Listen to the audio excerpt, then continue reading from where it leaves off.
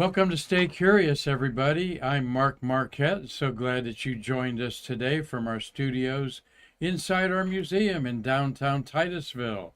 Today we've got Christopher Jones with us, and he is an author with a passion about the debris in from satellites orbiting the Earth. And there, Christopher, great to have you here. Thank you, Mark. Thanks for having me. Well, we're glad to have you. You've been at a couple conferences and met Gabriel Rothblatt, our executive director of our U.S. Space Walk of Fame Foundation, and I'm the director of our wonderful museum that you and your friends are checking out here. Glad that we ran across you. Christopher wrote a book called Mars Mission 1, Surviving the Kessler Effect. We're going to hear about this fictional book here, laced with a lot of facts, and talk about the Kessler Effect and who's it's named after. So that's why we've got this green screen illustrating there's a lot of dead satellites, active satellites, and busted up satellites orbiting the Earth, aren't there, Chris? Even rocket bodies.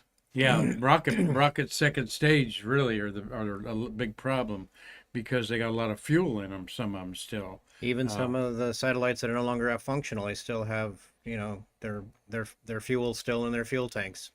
We'll talk about that, take some of your questions, and hear about why he wrote this fictional book and a little bit what it's about, so we don't give it all away and you order it on Amazon and read it yourself. But Chris, we're glad to have you on Stay Curious. My co-producer Marty Winkle's over there. We've done over 1,300 episodes in 5 years. Wow.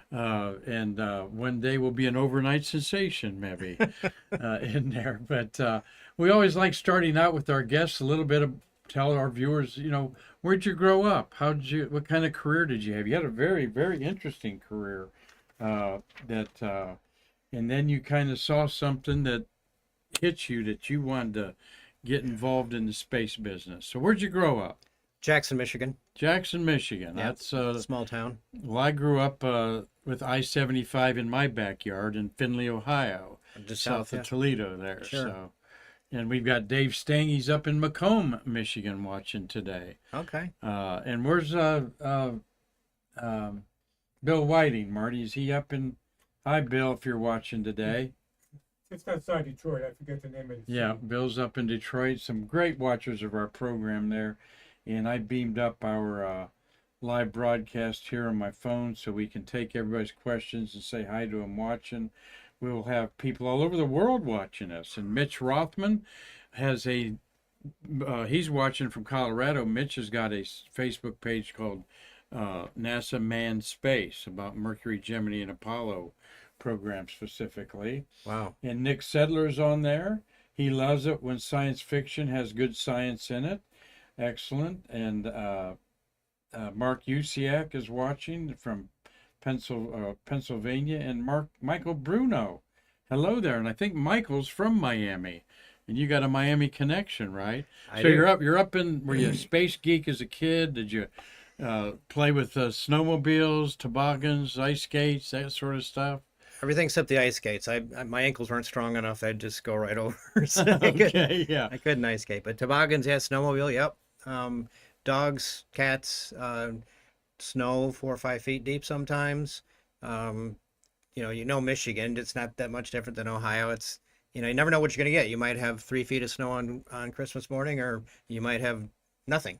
It's just, you never know. Could be 60 degrees even on there. Yep. But you had a whole other career. Tell us about your career in South Florida.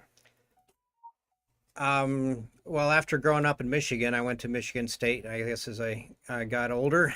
When I graduated from high school and got a couple degrees from Michigan State.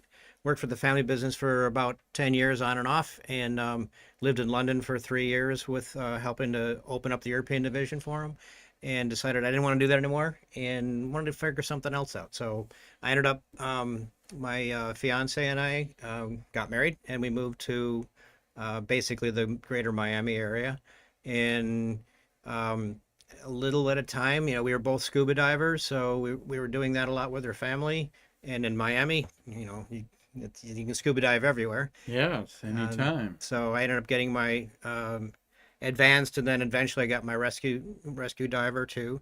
and really wasn't sure what I was going to do for a while. I was kind of like milling around looking for a career. So I started working on boats. Ended up getting my captain's license after a period of time, and finished up that with my 100-ton masters. Hmm. Took an EMT course to go along with my captain's license. I thought it would make sense. And next thing I know, somebody's asking me if I'm going to go to the fire training that summer, and I said maybe. So I ended up becoming a firefighter and a paramedic and working for Miami-Dade Fire Rescue. And well, that's a noble profession, of course. Things you see as an EMT every day's a different day for sure. Never know what you're going to run into Never know. in there. But then you saw something here on the Space Coast that changed your life to write this book.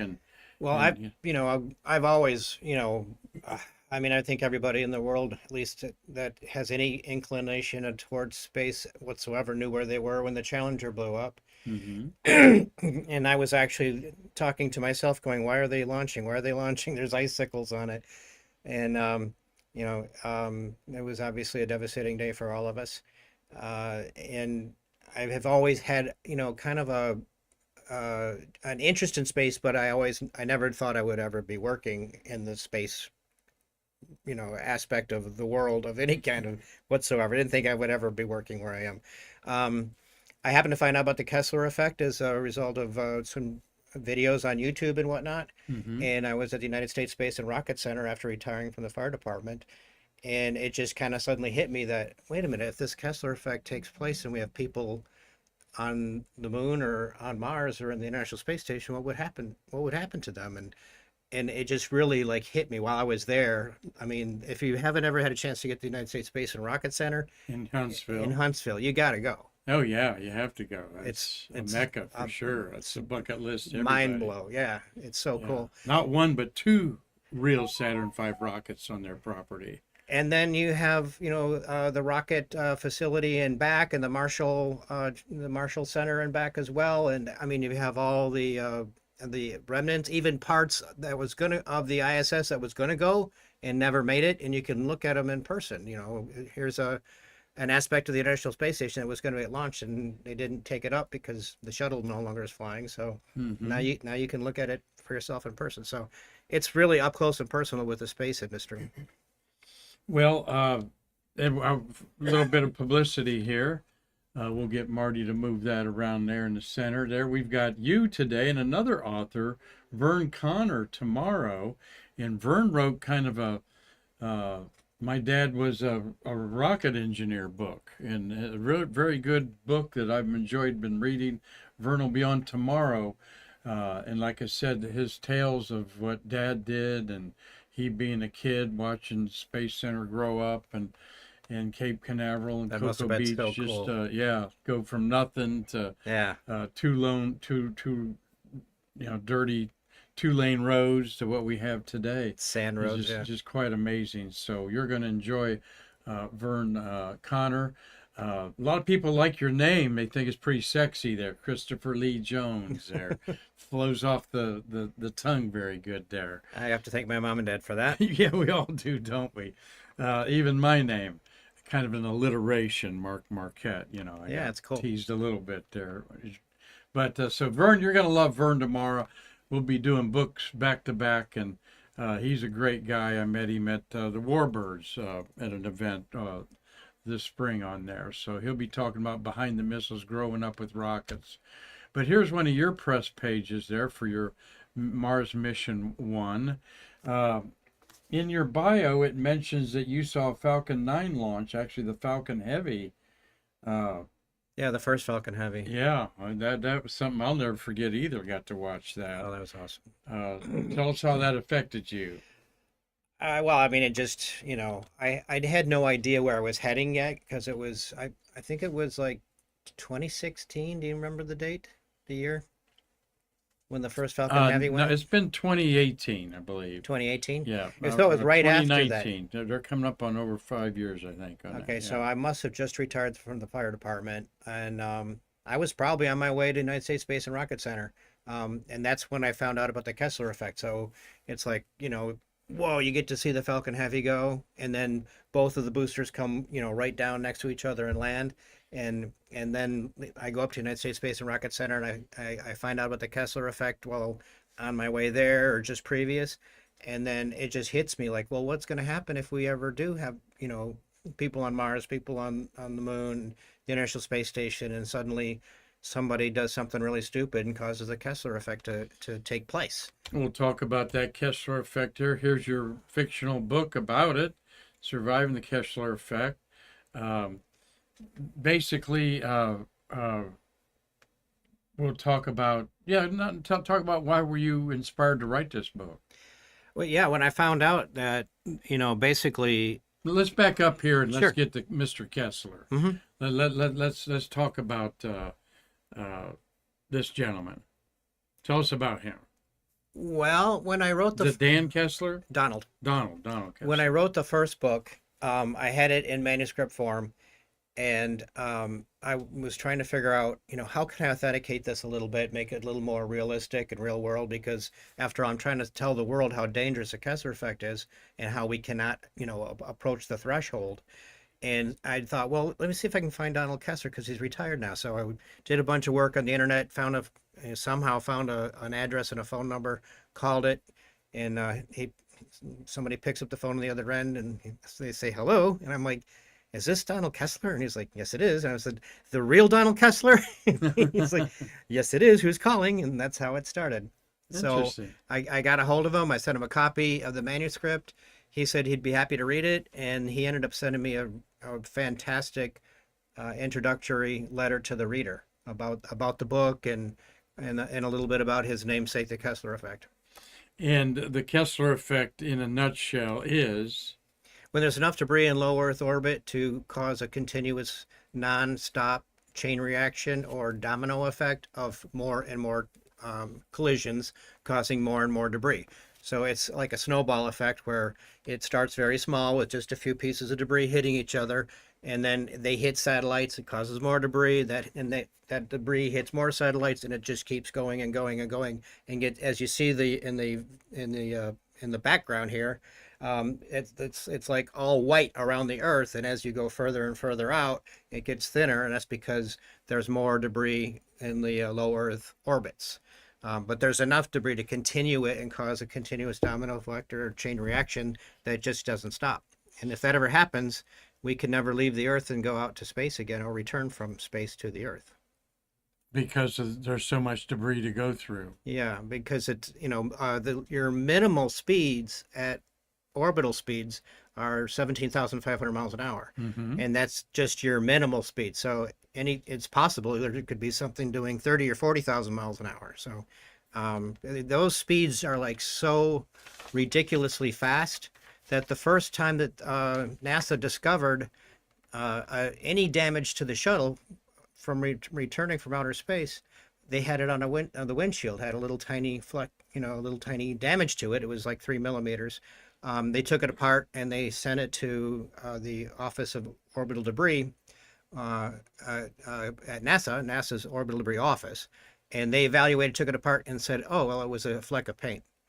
But a fleck of paint went this far into a windshield this big, so it almost went halfway through. Yeah, we'll talk a little more about the official NASA orbital debris program here in a minute. You recently attend. Now, what about this guy? Is he on the circuit talking about? No, Donald's this, retired. Little history behind him. He grew up in the Houston area. He went to he graduated from high school. He figured he didn't have enough money for college, but he wanted to go to college, so he joined the Army.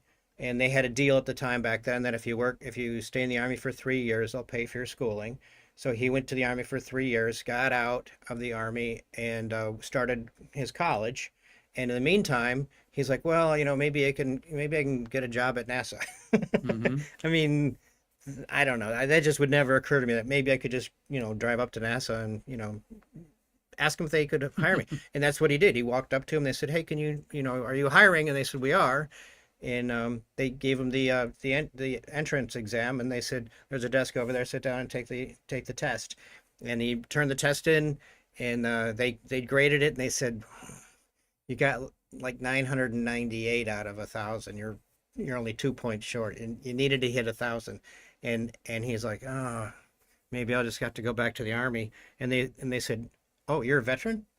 And he said, yeah. And he goes, oh, well, veterans get extra benefits. And so they went back and reevaluated his test and said, welcome to NASA. Oh, okay. All right. Well, yeah, the Kessler effect. How did he think of this through? Okay, to finish that thought process, he was just a everyday guy that worked at NASA, and he finished his college while he was going there. He was working part-time at NASA at first, and finished up his undergrad, and then he was just bouncing around different departments. He said, "I'm just trying to follow my nose, my intuition, whatever strikes me as interesting."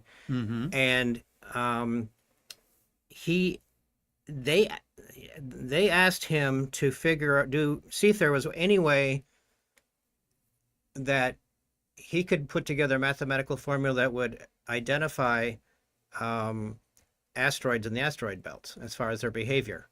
And he's like, well, let me think about that one. I would be like, are you kidding?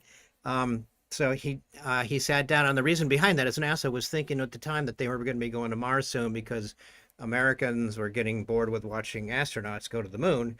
And what's the next target? Well, it's got to be Mars. So they're like, well, okay, we got to go through the asteroid belt. So let's figure out if we can pre-describe their behavior before we go through the belts.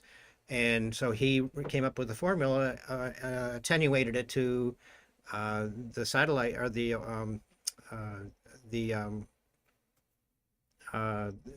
asteroid belts, and turned it into them. And while they were evaluating it to see if it was right, he's like, I wonder if I could maybe use the same formula for orbital debris, because orbital debris was starting to become a problem. There was a little bit, not a lot, but a little bit. And so he did the same thing with the same formula with orbital debris. And next thing you know, it mimicked orbital debris in low Earth orbit perfectly. So he released that to scientific community, totally expecting them to say, no, this is wrong. Your math's wrong. You didn't cross your I, or you missed your T, or whatever. And they all came back slowly, a little time, going, Donald, you hit it. That's right. You hit it out of the park. And little at a time, it became like, Dan, did you hear about this Kessler theory, this Kessler effect, Kessler syndrome thing? And it created quite a bit of hubbub at Houston. And his boss called him into his office and said, hey, if I hear any more about this orbital debris crap, I'm going to fire you.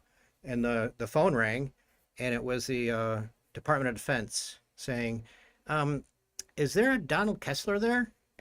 And his boss is like, okay, fine. You're gonna become a director. So he was just an employee, wow, all the way up to a director, because obviously somebody had to take care of the orbital debris office and run it. Very interesting. Well, that's a good little background here to Mr. Kessler. There, show his picture there again. And you were at the International Space Development Conference here a couple of weeks ago. I didn't run into you there. Did you hear Jared Isaacman talk? Oh, sure, yeah. I went up and stood around while he was talking with other people, listening to the conversation and his responses. I mean, he seems like a really nice guy. Yeah, I've been around him in a setting like that. He's very humble, very talkative to people. Easygoing, yeah. Easygoing guy. He certainly is on there. And had Cyan Proctor there. A couple other suborbital astronauts were there. Martine Rothblatt supports that and has an award named after her there. Marty, you got a question? Yeah, I have a question. Christopher, do you know what Kessler was hired in to do with NASA? Originally? Yeah. Okay, so the question was, what was Donald originally hired to do? And the answer was that it was just to be an employee at the beginning. They really didn't know for sure where he was going to work. I'm just this is injection by myself. But I've had numerous conversations with Donald about working at the Army, what he did while he was there. When it turns out he was working with Minuteman missiles in New Mexico. So he was kind of, I guess, always drawn to missiles and rockets and whatnot, space stuff. So I mean, he hasn't told me specifically why he was originally hired, but he told me he kind of like bounced around until he ended up finding where he really wanted to work, and that's when they asked him to do the mathematical theorems for bodies in the asteroid belts to describe that. I mean, I would never even think you could ask somebody to do that with a mathematical equation.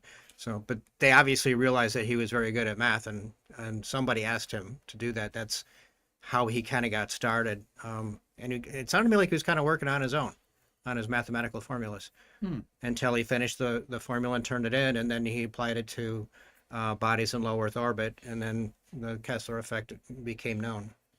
I'll fill in a little more details about that in a minute. We wanted to say hi to Dean Babcock. Cliff Watson is in Pomona, Australia, opening up there on Thursday morning.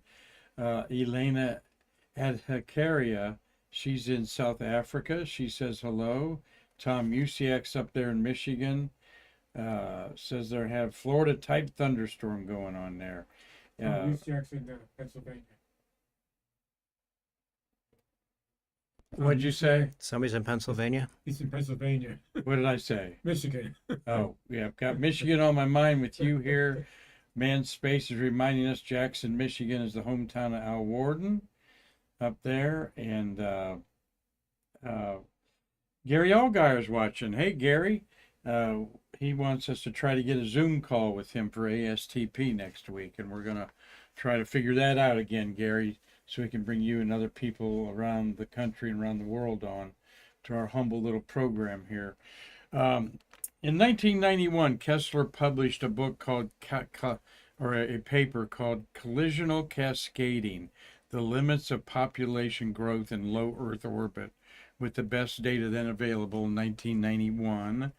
He cited the Air Force conclusions about the creation of debris, and he wrote that although almost all debris objects, such as paint flecks, were lightweight, most of its mass was in debris about 2 to 3 ounces or heavier. This could destroy a spacecraft on impact, creating more debris in the critical mass area. A 1 kilogram object impacting at 10 kilometers per second is probably capable of catastrophically breaking up a 1,000 kilogram spacecraft, 100 times its, 1,000 times its size, if it strikes a high density element in the spacecraft. Of course, the bus of it not going through the solar panels or whatever. In such a breakup, numerous fragments larger than 1 kilogram would be created. In Kessler, analysis was divided into 3 parts: low enough density that addition of debris by impacts is slower than their decay rate, and the problem is not significant. Beyond that, it is critical density, where additional debris leads to additional collisions.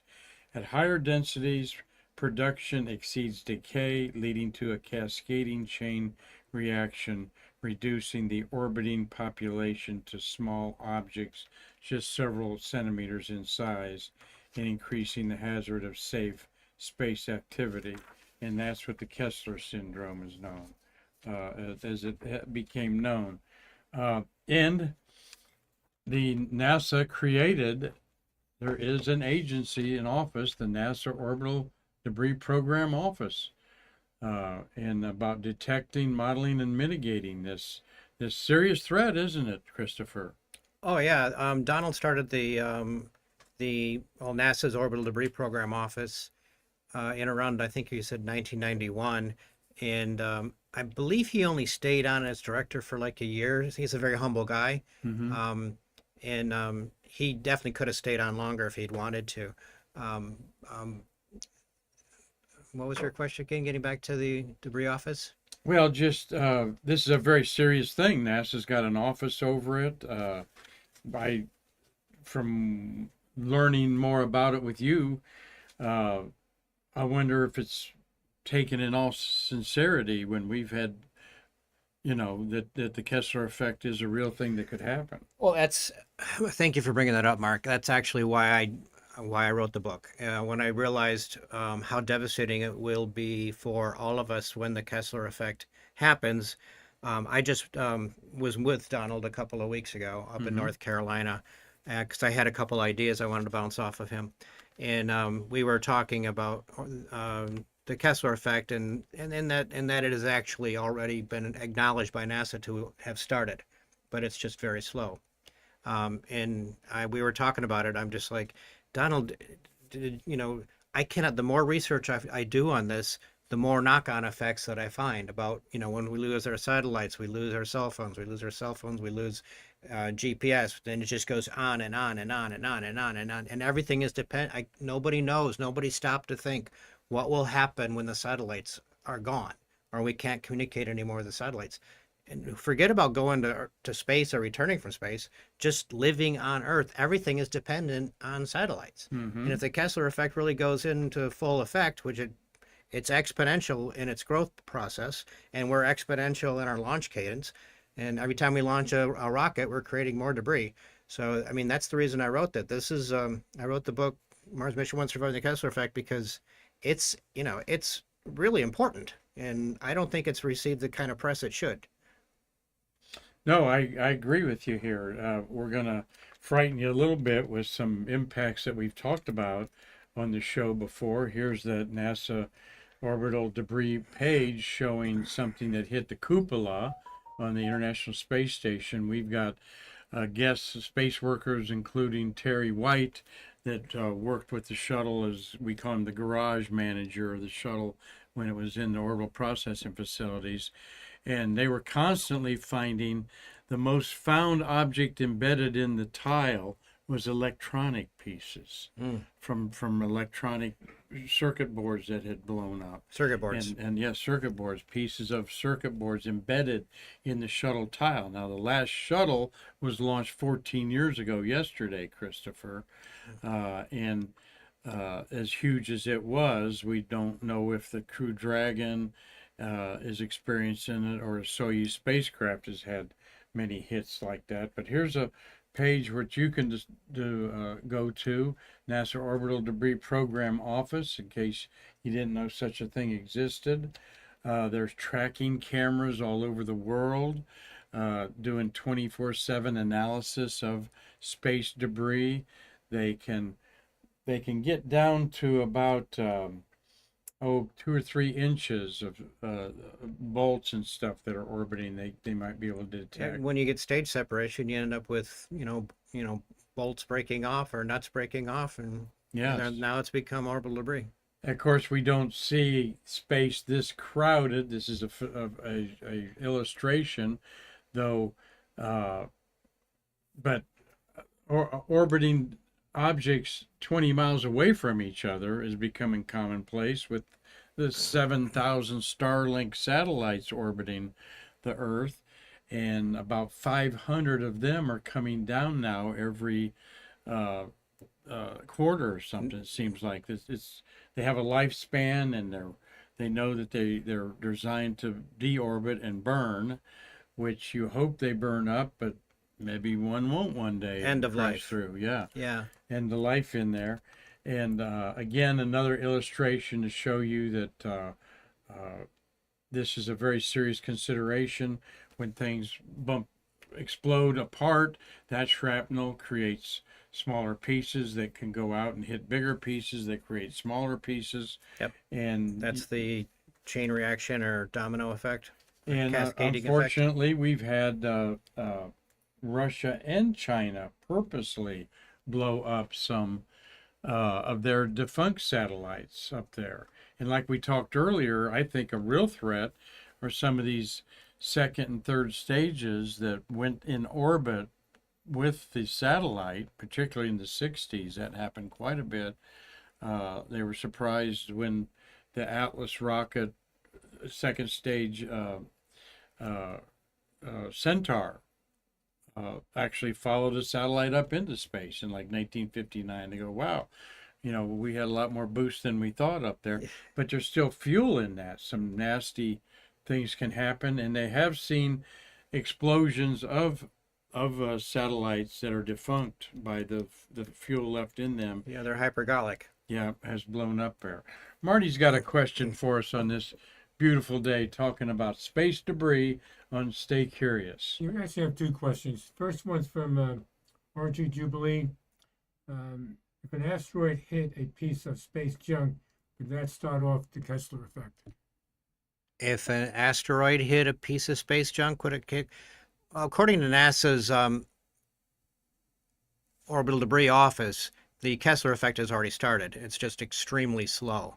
So if you would imagine like the side of a mountain and snow's falling on it, Mm-hmm. and the snow is falling on it, and some of the snowflakes are slowly kind of rolling down over each other, but that's like the start of the Kessler effect. Um, the problem is that our space junk is exponential in its growth. So that little bit that was just like slowly rolling down is now a lot more and a lot more and a lot more.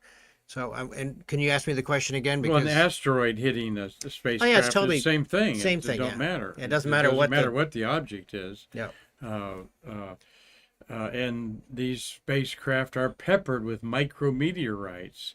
Over 10 tons of micrometeorite dust filters down on the Earth every single day. 10 tons. I think I heard that every year since '82, the shuttle had to every year after '82 had to replace the windshield, so because of just debris. And sometimes they didn't bother looking into what the debris was, where was it a asteroid or a piece of asteroid or whatever.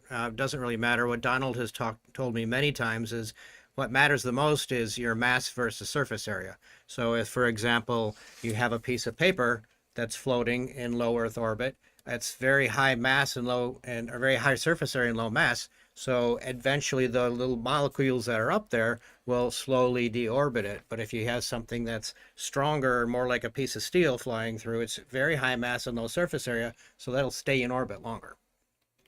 Before Marty asked that question there, we've got some of your friends watching today. We're grateful for Adventures by Tess Latino and Donald Piesk. It's a friend of mine, Ron Raphael. and Marvel Jones and Don watching. Great job, he What? said. My mom and dad. Hi, Mom. All right. Great. Hey, hello, everybody there. And go ahead, Marty. Okay, Michael Bruno is asking if theoretically no more debris was added at this point, would the number of dangerous particles still increase exponentially? Must they be removed to solve the problem? The word exponentially in that scenario, I'm not really comfortable with saying yes or no, but I believe with the current existing amount of debris that we have, there will be more further collisions than we have currently. So it will grow. It's already growing. Like NASA's Office of Orbital Debris or Orbital Debris Office said, the Kessler effect has started. It's just very slow. So Great question. we have to reduce debris. Kessler said in a 2009 historical overview, quote, aggressive space activities without adequate safeguards could significantly shorten the time between collisions and produce an intolerable hazard to future spacecraft. He's saying this 16 years ago before the first Starlinks were launched. Some of the most environmentally dangerous activities in space include large constellations such as those proposed by private industry and the Strategic Defense Initiative in the mid-1980s. Large structures such as these, considered in the late 70s to build solar power stations in Earth orbit, and anti-satellite warfare using systems tested by the U.S., USSR, and China over the past 30 years. These aggressive activities could set up a situation where a single satellite failure could lead to cascading failures of many satellites in a period much shorter than years. Like the Office of Orbital Debris has already said, it has started. It's just very slow, and yet we are adding to it every year. And like you talked about the ASATs, the Americans launched, the U.S., United States Air Force launched ASATs twice. Yes. In the late 90s and then 2009, I think. But here I'd written the Mars Mission 1 Surviving the Kessler Effect, the first edition, and right after I write it, India launches a ASAT at one of its weather satellites. And then the next year, 2022, Russia launches another ASAT. So, I mean, every time that happens, more and more debris is being created, and even worse, it's coming from down below, from the Earth. So when it hits, the impact is taking all the debris out into larger orbits, and it's going to make those pieces of debris, they're going to take longer to re-enter because now they're further away. Mm-hmm. Great questions. Good conversation here with Christopher Lee Jones, who wrote a book, Mars Mission One.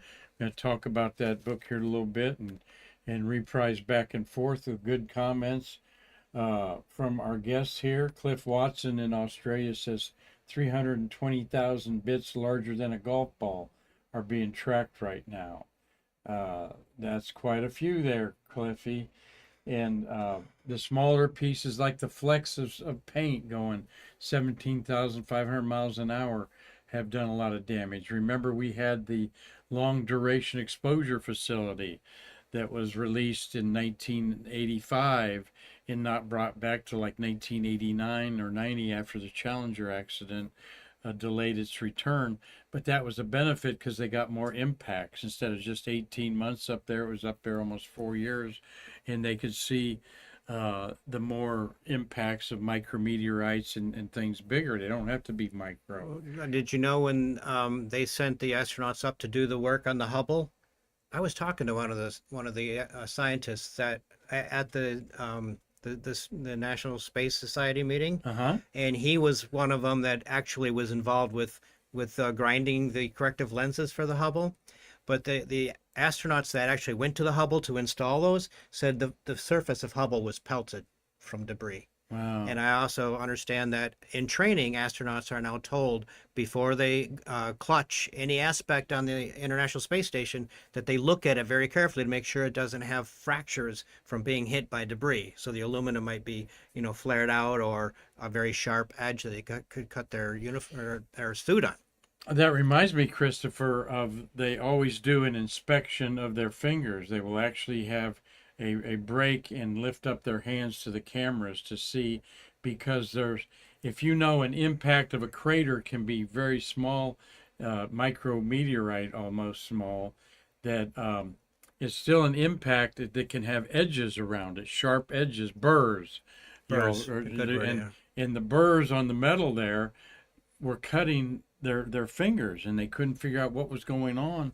And when they come back, and there was a little bit of shredding on the hands, and they're going, "What's going on?" They realized early on in the construction of the ISS that it was the burrs from micrometeorite impacts. Thank God they have so many different layers inside those Yes, suits. yeah, indeed. You don't want to lose that. And my understanding is the ISS is like that. You have to be careful where you put your clutch points or where you hang on, because it like you said, burrs. That's a good word. Well, let's get to the book here, and I wanted to give and anyone else got comments about the Kessler Effect or whatever thing. Mars Mission One, the publisher. It's got on just the Amazon book here. It's got a 4.2 out of 5-star rating there. So you've got a very good rating, as you well know. Here's the PR piece on the book. Christopher Lee Jones creates an epic sci-fi adventure in which the world's dependence on satellites is demonstrated when two satellites are suddenly destroyed by missiles. The aftermath of the attack induces the Kessler Effect, where collisions between satellites cause a domino effect of more collisions generating more debris, eventually damaging all satellites and any other low Earth orbit objects, such as the International Space Station, where 3 astronauts are fighting for their life in his book. The effect also cuts communication between the first ever mission to Mars, leaving them in peril on their own to fight for survival. So, a heart-pounding drama going on in outer space there. I think Donald said it best in his letter to the reader in the last paragraph. He says, "This book accurately reflects our current understanding of orbital debris issues and introduces another debris issue that has not yet been fully developed by science. These facts are combined into a cliffhanging detective story of what a country might do to gain an advantage over a perceived enemy, and becomes a story of survival that humanity may face if we are unable to do what we know already needs to be done." Interesting. Good. Well, That's actually signed by Don. yeah, thank you. Yeah, thank you very much. Gave me a signed copy of that back. And I will read this. This will be my summer book I'll be reading here. And people have already commented that they love fiction books based on science.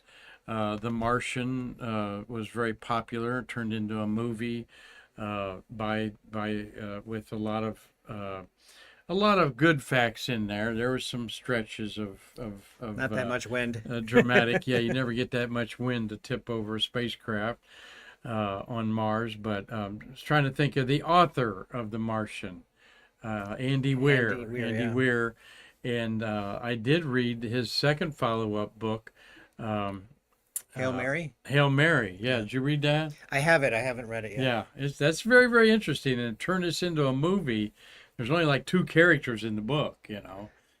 I've had people tell me I got to read it. I just haven't had a chance to yet. But it's a whole concept of a stellar system being destroyed by some anomaly that possibly could happen. So tell us a little bit about, deeply research this. Did you? I'm still researching it, to be honest with you, Mark. Mhm. I'm still learning every day. The mathematical equation for kinetic energy is equal to mass times speed squared. So I'm not a math guy, Okay. but what that does tell me is that speed is more important than mass. Yes. So when it's exponential like that, so when you go up, everything is squared in speed. So, I mean, just because 17,500 miles an hour is your minimum orbit for low Earth orbit doesn't mean it's going that fast. It could be doing 30,000 miles an hour. It just depends on what caused it to go that way in the first place, what the collision energies were like when they collided with each other, and whatnot. There's actually international companies and publicly traded companies. All they do is track debris so that they can give a clear window for launch cadences for different rocket companies around the world. We had 2,000 launches last year. Is that crazy? That is real crazy. We had 91 of them here, 90 some here on the Space Coast on there. And it is because, it sounds good to have these constellations for communications. They're basically cell phone towers orbiting the Earth is what we have now with the SpaceX's constellation of Starlinks. China Has their wants to put up their own constellations. They're doing it. Yeah. They're doing it. Yeah. Amazon's Kuiper is a bigger, more powerful communication system, and communications king, communication instantaneous communication is legendary in the stock market. Speed of light Has made people rich by just getting their bids in a fraction of a second ahead of anybody else in there. So Have you heard of Star Shield? No. Tell me That's- about Starshield. That's SpaceX's U.S. defense leg or arm. Oh, okay. So they have satellites that they're putting up specifically for DOT, Department of Defense. Well, of course, the DoD does things we don't even know the DoD is doing. Of course. And there are a lot of startup companies, and you read in the such publications as National Space Society's Ad Astra and other great magazines out there. That's a good magazine. Resources that companies are trying to figure out how to bring in all this space debris, as with even things a net concept of casting a net out there to have things collide into it and then bring Ad it Astra, back. is that one? Uh-huh. I'm trying to. Leo Labs, right, out of California. Okay. They do a lot of tracking. Astroscale, that's what I was thinking of. That I think they're the ones that have the idea with launching a net that has weights on it. So when it grabs the satellite, it wraps around it, and they pull it down to and deorbit it. Yeah, well, there's all kinds of ideas out there. Someone might do that. Again, you always got the expense of getting stuff into orbit up there. We've got some guests here. Steve Jokums is on there. He says 32 window replacements were attributed to orbital debris, of a total of 76 due to orbital debris and meteoroids. We've got Lynn Rowland. She's highly recommending Mars Mission 1. So you owe her $20. Okay, Who's yeah, I that? do. That's my cousin. That's your cousin Lynn. Okay. Thanks, Lynn. And we've got Yamaram or Vanaram is watching. Panorama. Aretha, Vanna, and Jeff. Yeah. Team MMI, Christopher, you're doing great. So, and you are doing great. You're showing us. We've never really had a good show about this before. And I'm happy to come back if you want to talk Arthur further. Snag Perry Uh-huh. from Texas. Okay. Oh, And says this is some interesting information, and that's why you stay curious. Aretha, is we do this program every Monday through Friday. Once in a while, reprise an old program like we did Bob Granath and his history of the Kennedy Space Center that over 140 of you watched again. Talk to Bob today, Marty. We've got him lined up to do a ASTP program in there. We'll definitely get Gary Allgaier involved in it. So. Yes, Marty, you had a question over there, or waving your hand. No, I had a comment, but you just read it. Oh, So we're good. okay, good. Yes, a lot of talk about space debris, but no action to alleviate it. They just keep putting more stuff up there. well, Astroscale, like I told you, they're actually publicly traded. They're out of Mhm. they're out of Japan, and I don't know how you make money on the stock market, collecting debris. But there's a lot of a lot of people trying to come up with different ideas. I went to the international, uh, the IAC last year in Italy, in Milan, and I went to every single booth. I went to every booth you could imagine: JAXA, ESA, NASA, you name it, any space agency. And I said, "Can I talk to whoever's in charge of your orbital debris reduction program?" And sometimes they said, "Yeah, come back. Judy's not in here; she's in a meeting or whatever." And sometimes I got to talk with them, but every single time, Mark, I was not impressed with their plans. They want to launch one rocket to bring down one piece of debris. In almost every case, there's a couple exceptions to the rule, which are not financed yet, but they're throwing the ideas out there. But it just doesn't financially make sense to spend $200 million to bring down one piece of orbiting debris. And maybe for the big ones, for some of the rocket bodies, that might make sense. But does that, after a while, that quickly diminishes? Yes, right. Yeah, there's a lot of think tanks that need to be thinking about what this is going to do, and is there as Don Kessler say there that it started already? I mean, has he got a plan to abate it? Yeah, he wants to die before it happens. Oh, okay, that's his plan. That's his plan. And what is the time frame that he's saying this could happen? Oh, we have Donald and I have become really good friends. He just loves talking with me, I think, and I love talking with him.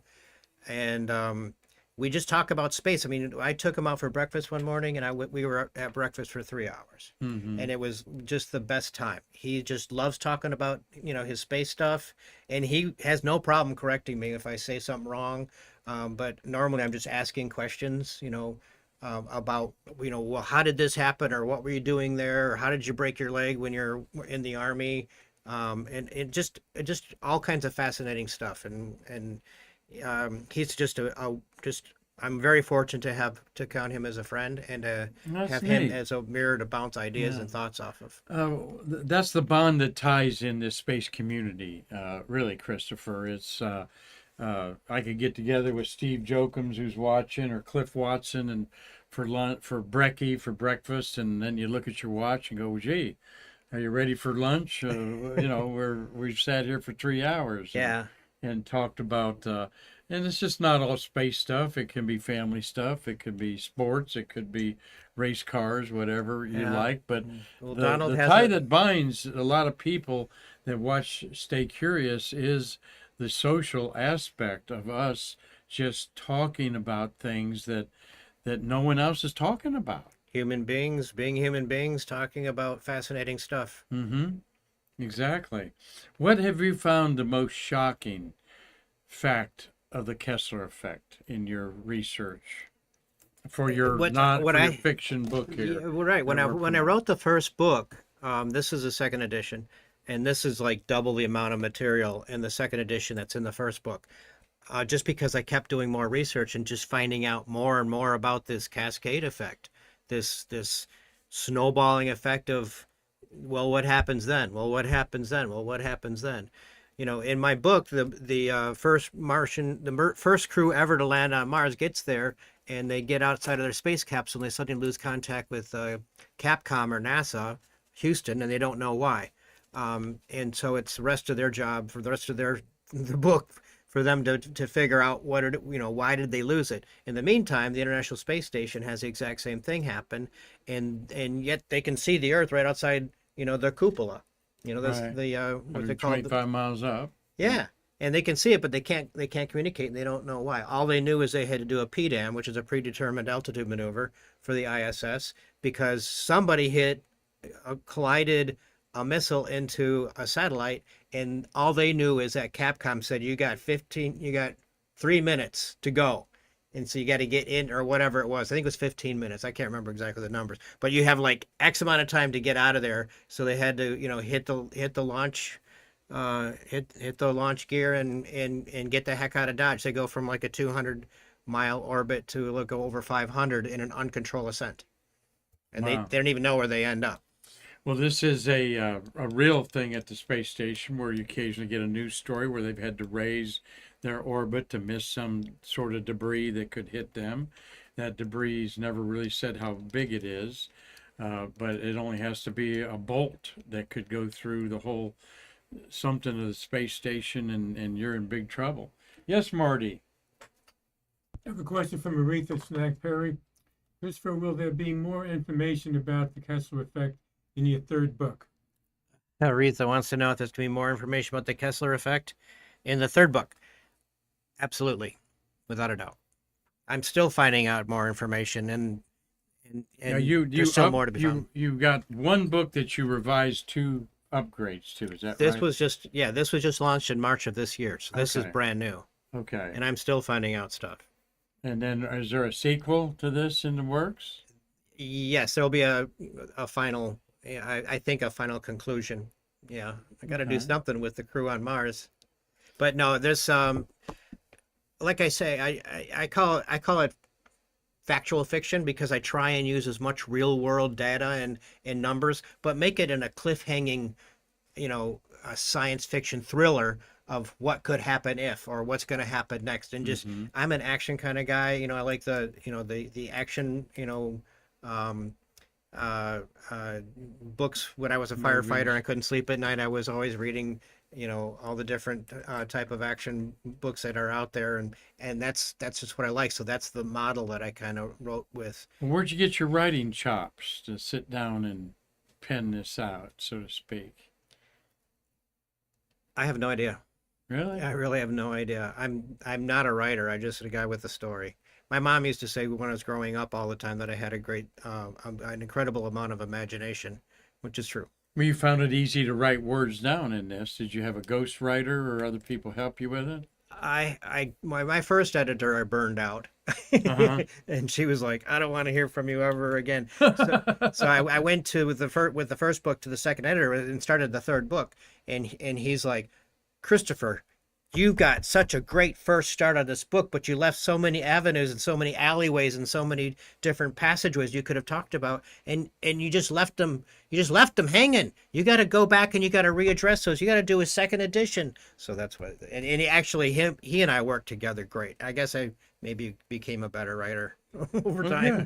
Well, that's very interesting. A person like myself earned a living since a teenager writing for newspapers and columns on space and astronomy and so forth like that. I applaud you. It's seemed to me also to be just a talent on loan from God that I just like photography. I never took a photography class, yet I made a pretty decent living as an Associated Press photographer for years. Well, you have an eye for it, obviously. Yeah, or I think it's more of the timing in photography. A lot of people have eyes, but having the rhythm of life to capture at the right moment is flap is of a lot wing. yeah, Yeah. in there. Go ahead, Marty. We're ending up a great interview here with Christopher Lee Jones. We want you all to check out his book, get that Amazon ratings up there higher for him there. I'm interested in reading, and glad that a lot of your family has joined today's discussion, and maybe they'll come back and stay curious with some of our other programming that we do Monday through Friday live at 4 o'clock. They better, Mom. There you go. Marty? Okay, two questions. The first one is from Go On to 1202. If the Kessler Effect happened, would it take centuries or millennia for the debris to deorbit naturally? That's going to depend on the kind of debris and the surface area of the debris, the mass of the debris, the angle of the debris, and the speed of the debris, and its orbit. And so, I mean, that's you got a lot of variables there. So you can't really answer that question. Your best question is, or answer is if it's angling towards the Earth, if its orbit is going to bring it in close enough to where it gets attracted by Earth's gravity, then yeah, it'll deorbit itself naturally. Otherwise, who knows? It could. I mean, you could have some crazy orbits out there. Well, it's getting crazy. Low Earth orbit's getting a lot crazy, and when you go to conferences like the International Space Development Conference, like the SpaceCom in January in Orlando, everybody's got a plan to orbit stuff in space. And like you said, you've talked to these companies individually. Nobody's got a plan to clean it up. Have you ever been to the IAC, the International Aeronautical Congress? No, I have not. That's the one I was talking about. I went to in Milan last year, and the subject was Anything in Milan, Italy's got to be good. I really just stayed at the convention the whole time. I mean, it's mind blowing. 17,000 people, and they're all there for space. Wow. And that's the subject. 17,000 people? And the subject was space for future generations. And this year in Australia, it's all about how we protect space for future generations again. Huh. So 2 years in a row. So tell me, is the Kessler Effect perhaps an issue? Well, it must be. And, we do think a lot about our Earth and being better stewards of our planet so we can leave it to the next generation.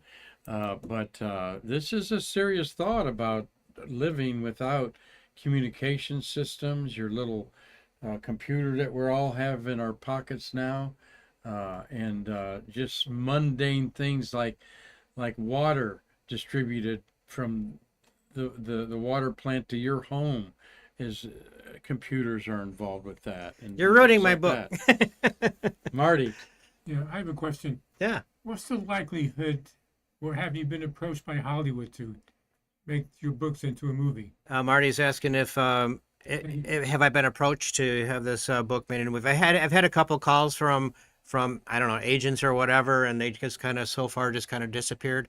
I'm going this weekend, next week. I'm leaving to go to California for it's called X Takeover, but it's a lot of different people in the Tesla, the SpaceX communities, and it's going to be in San Francisco. So the concept there is perhaps I can rub elbows with maybe an agent or a director or something that might find it fascinating. But it would make a very entertaining movie. Well, you're a very entertaining guy, Christopher. From a boat captain to a merchant mariner, he even delivered sailboats and power boats around the Caribbean. Then become a fireman and an EMT in the Dade County Fire Rescue for many years before retiring in 2019. So, and now it sounds like you're doing what you love, meeting new people every day, and met a whole lot of new people today on Stay Curious. And we want y'all to go out there and check out this book. Make this your summer reading up there, Dave Stange up there. And let's give a big shout out to everybody watching today. We had Ron and Marvel Jones there. That's your parents. Yep. And Donald, how do you say Donald's last name? Pesky? I'd say Pesky, yeah. Adventures by Teslatino. Teslatino. That's a friend of mine, Raphael. Cliff Watson is in Australia. Dean Babcock is in Illinois. Gary Allgire's up in Georgia. Elena Adhikera she's in South Africa, believe it or not. Wow. Tommy Usiak in Pennsylvania. Gary Gerald is up in Georgia. He's our Vidalia onion farmer. Oh, And awesome. By the way, I had some of your onions on a hamburger the other day, and it was awesome. They're there very you good. go. Thank you. That was from Gary there Thanks, watching Gary. today. Yeah, those are great onions, man. Uh, You ever see bigger Vidalia onions? Those are gigantic in there. I've enjoyed them myself. Carlton Bailey, CB's seen 700 launches that Wow. he's photographed. All that orbital debris you're partly responsible for, Carlton. Michael Bruno is a Miami person. And Mark Usiak, Tommy's brother. Mitch Rothman, Nick Sedler. Always good to see Nick on there. Dave Stangy, Doug Forrest is in Los Angeles. Steve Jokums in Illinois. And R.G. Jubilee right here on the Merritt Island Neighborhood. place to be on there. So anything that we didn't talk about that you wanted to share, Christopher? Oh, lots. Yeah, okay. We'll have you back again. You're All down in kinds. Fort Pierce. I'm just Fort Pierce, around the corner. Yeah. and I have a need to go down there myself to see the planetarium show down there, and also I'd like Call to me when see you go. I'd like to see the Navy SEAL Museum down there too. It's pretty awesome. I I've been understand. 3 times. Yeah, Yeah, and Marty's a hoorah Marine over there, so he'd like to probably see that too, wouldn't you, Marty? Yeah, let me know when you go. Yes. yeah. All right, Christopher. Thank you so much. Thank Really, you, I Mark. enjoyed Appreciate this it. a lot, and we're glad that all you did. And just going to give a plug here for his book. And there's Christopher. And tomorrow we're going to have Vern Connor on, back-to-back authors here. And Vern's book is Behind the Missiles, is about him growing up with his dad. And some fascinating, good feeling stories in there, Marty. You'll enjoy Vern tomorrow as he talks about things that his dad did, particularly with the Mercury astronauts in Hangar S, one of the focal points of America's space program. That was some pretty crazy times. Absolutely. So, again, thank you, Christopher, for a wonderful Stay Curious episode. Oh, thank you, Mark. And I'm thanking all of you watching. And until next time, I'm Mark Marquette saying we can't wait to see you again to bridge the space between us.